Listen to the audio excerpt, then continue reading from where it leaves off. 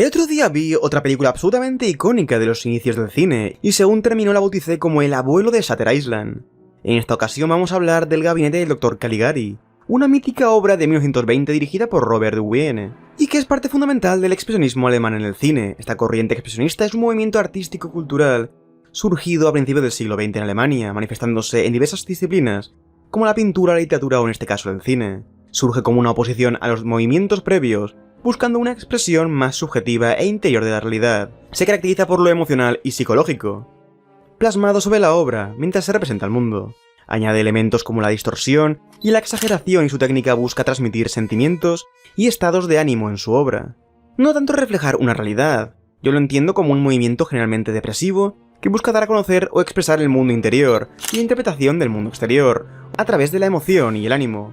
Y por lo que he podido ver, generalmente va hacia ese lado negativo y oscuro, con emociones como la soledad, la ansiedad, el miedo, la alienación y la desesperación, reflejando a menudo un profundo malestar con la vida moderna, la industrialización y la opresión social. Esta predilección por lo psicológico y por una temática más oscura y deformada se ve perfectamente en la película, principalmente por la temática relacionada con la locura y la obsesión. Pero además los escenarios son escenarios retorcidos, casi caricaturizados, de un mundo distorsionado y tenebroso. Además no está centrado en algo concreto, sino que es constante, puertas ridículamente enormes y deformes en el psiquiátrico, escaleras con juegos de pinturas y sombras para hacerla tremendamente extensa, y que lleva a la oscuridad, y una ciudad no lineal con calles extravagantes y nada comunes, dando una sensación de callejones y de un ambiente inhóspito, en combinación con el resto de la ambientación. En definitiva, es un mundo expresionista.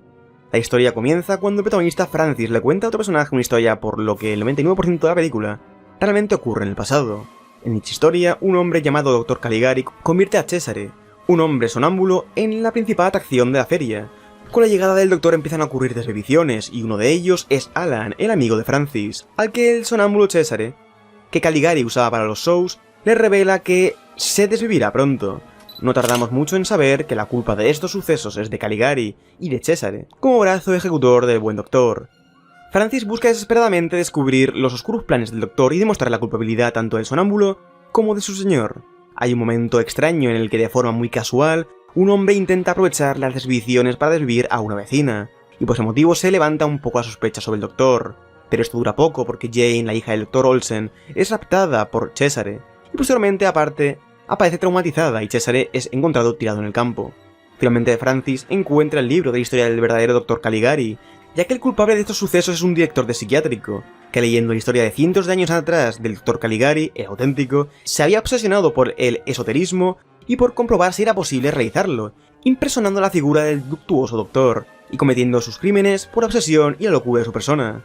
Ante dichas revelaciones y el final de Cesare, el segundo Caligari ataca a los médicos, que le reducen y encierran con una camisa de fuerza. Todo acaba bien, se resolvió el misterio, y aunque no puede revivir a las víctimas de Cesare, pudo vengarlas y darles descanso. Tras terminar de narrar la historia, Francis vuelve al psiquiátrico, y se encuentra a Jane, que sigue medio traumatizada, pero también aparece Cesare por ahí junto con el resto de pacientes, y finalmente el propio Caligari como el director del hospital. Al verlo, Francis le agrede porque es el Dr. Caligari y tiene que acabar con él, y este es capturado y encerrado con una camisa de fuerza, por lo que el final se resuelve con un giro espectacular en el que todo lo sucedido es fruto de la mente enferma de Francis, y nada de lo ocurrido pasó de verdad. A diferencia de la pasión de Juana de Arco, aquí los escenarios son muy importantes para la representación del mundo retorcido del que hemos hablado. Y si os acordáis del vídeo de Juana cuando hablamos de la expresividad, en este caso la reacción, expresiones y movimiento de los personajes son mucho más exagerados y teatrales, con unas emociones desbocadas que convierten los episodios de locura en una representación no muy lejana del normal del resto de la película, y en esta ocasión se abandona los planos cerrados, excepto en contadas ocasiones, como con algún plano detalle, cuando están leyendo la historia del Dr. Caligari, o primeros planos muy contados. Por lo general los planos son más abiertos, aunque se incluye un efecto de oscurecimiento en los bordes, para cerrar muchas veces la escena y focalizar en determinadas cosas. Como por ejemplo cuando Cesare se va con Jane y se ve cómo sube la cuesta y se desvanece.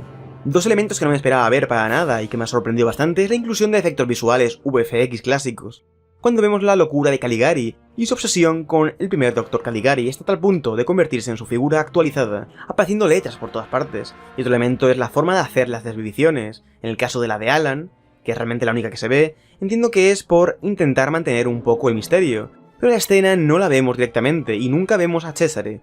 Primero tenemos a Alan totalmente loco, por ver a alguien entrando en su habitación con la intención de acabar con su vida, y posteriormente cuando transcurre la acción vemos todo en un juego de sombras muy específico, para representar la escena funesta. Por otra parte, encontramos un juego similar a lo que ocurre en Nosferatu, de una manera muy clásica, no como la actual, sino la forma de la Nosferatu original, y muy con el planteamiento de la época con una especie de relación con el monstruo. En este caso es Cesare, el que antes de desvivir a Jane, como había hecho con el resto, detiene su mano y decide secuestrarla, como diciendo que aún hay un poco de humanidad bajo todo ese manto de oscuridad y de control mental que tiene el doctor sobre él. Evidentemente es violento y al final está secuestrando a alguien, a saber para qué, pero ya es signo de luchar contra su control mental, y la manifestación de algún deseo más aparte de ser un títere de Caligari, y que como os digo va un poco de la mano de ese amor oscuro y tóxico de principios del siglo XX. Dentro de esta realidad retorcida, me ha resultado tremendamente curioso que los agentes y funcionarios estuvieran en sillas de características desproporcionadas, uniéndose a los escenarios ridículos con sillas gigantescas. No lo había pensado antes, pero realmente puede ser un intento de criticar al querer dibujar a los funcionarios y administrativos como una especie de posición mucho más elevada al resto, como ir guiándose de manera ridícula sobre el resto de mortales.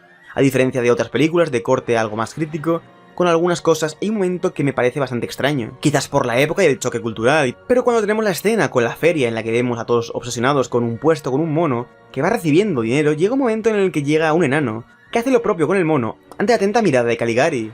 Sinceramente no entendí muy bien ese momento, no sé si se está burlando de la persona, o si la presentación al mundo circense y de feria, de una manera, digamos, poco respetuosa. Pero por lo menos sirve de entrada a Caligari en el circo y la feria de la que formará parte momentos después, con el espectáculo del hombre sonámbulo Cesare. Otro detalle curioso es que la película juega con la iluminación pudiendo ver cuándo es de día y de noche, que es algo que no sabía que se podía hacer en el cine blanco y negro, tan antiguo, aunque en este punto desconozco si los cambios de luz son producto de edición posterior. Pero vaya, si es de la época, este hecho, junto con las letras imaginarias de la mente de Caligari, podría ser prácticamente el avatar de James Cameron de los inicios del cine. Menudo despliegue visual.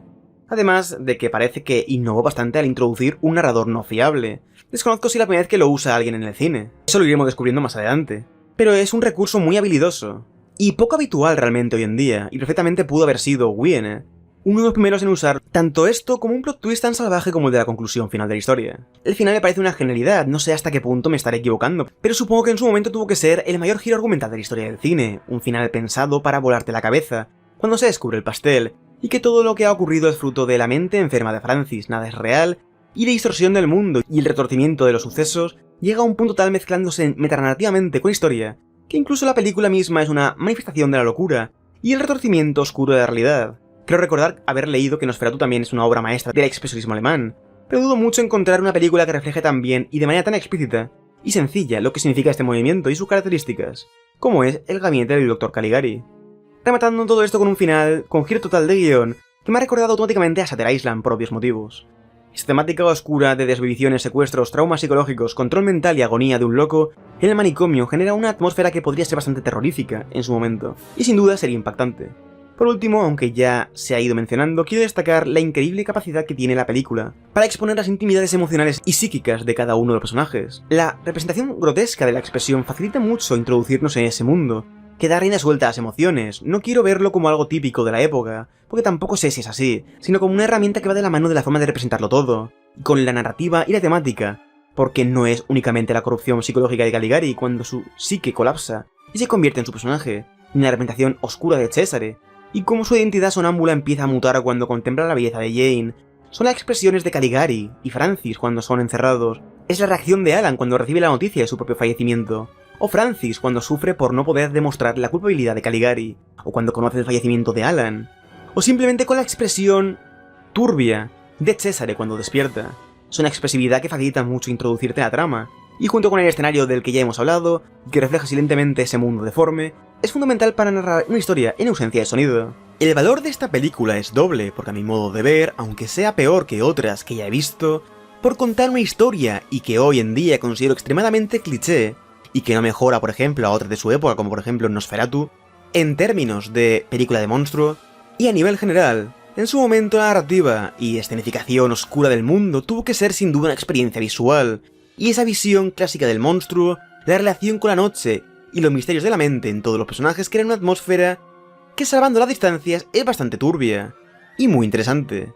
Es una película que crea referencia, que crea lenguaje visual junto con varias de su época, y no es considerada una obra maestra por nada, aunque su iconicidad esté enturbiada por los años y sea más fácil atribuir influencia a otras obras posteriores, aunque hayan sido directa o indirectamente influidas por obras como Gabinete del Dr. Caligari.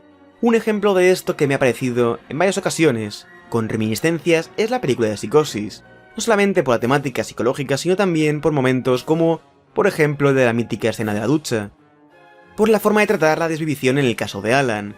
Por otra parte, es de valorar que hoy en día es extremadamente difícil ver películas de este estilo, aunque fuera producciones costosas en su momento, no es un producto de fábrica, es más manufacturado, y las limitaciones apoyan también la postura de buscar significados en cada momento. No hay tantas películas y productos en general que busquen que la estética sea partícipe de la historia y el mensaje, y descubrir este cine está siendo sin duda una experiencia. Dejadme en los comentarios qué películas queréis que analicemos posteriormente. Nada más que decir, nos vemos en el siguiente vídeo, hasta la próxima y adiós.